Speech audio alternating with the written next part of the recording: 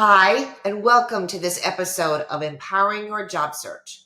My name is Soozy Miller. This episode is brought to you by the Strategic Advisor Board and my company, Control Your Career. I am a certified behavioral analyst and an executive career coach. I work with executives who feel stuck in their situation. I coach executives to control their career by giving them the tools and methodology to land their next awesome opportunity and then to control their overall career path until they don't want to work anymore. So recently, I saw someone with a checklist. Someone in another industry was using a checklist with their clients and customers. And it reminded me of when I saw another checklist. One of my colleagues was using and may still use a preset list of skills and tools that their clients are supposed to read through and check off the ones that they use, that they have, that they're associated with. And on this list were attributes or characteristics or skills like good communicator and team builder and leadership and management. And there were a couple of issues I had with this. First of all, using a preset list like that is very limiting because we're not all the same.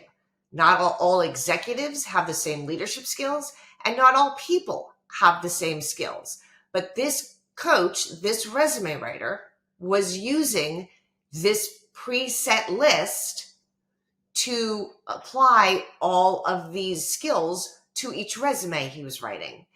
And I thought that was really odd because it meant that not only was there a limited list for everybody when we all could definitely put down infinite things about ourselves, but it was very limiting and very general. So they could only choose from about 20 or 25 skills when there are definitely more skills that we could talk about. And because some of these people were executives. So I'm sure using more than just the phrase leadership would have been appropriate for these resumes. The other issue here is that if you ask an executive, if you ask leadership, if you ask anybody what his or her best skills are or what they're really good at, chances are they're going to answer that question by what they've seen on other resumes or what they've been recommended to say or write by their colleagues. And that's also an issue because there's much more to a person than just these basic skills. We are all different in our own way, and this is where an assessment would really come in. I'm a DISC practitioner, a licensed DISC practitioner, so I get people past their own limitations and be able to talk about themselves and write about themselves and think about themselves based on a data-backed assessment. And that's important because when it comes to describing yourself, it comes to talking about your special executive and leadership skills, you don't want to be limited. You want to show what this assessment shows you, which is based on data, based on your feedback.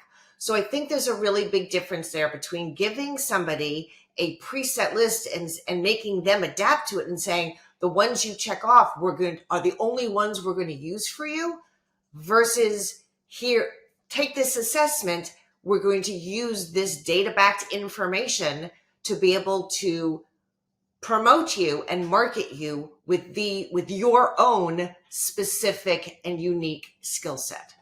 So I hope that's helpful to you because it's really important to make sure you're clear about your special skills.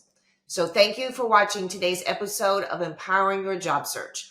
I hope this was helpful to you in your career. If you need further information, just click on the link in the description and I'll be glad to talk to you further about all of this. Don't forget to comment, like, and subscribe to this channel so you get valuable daily updates. I'll talk to you soon.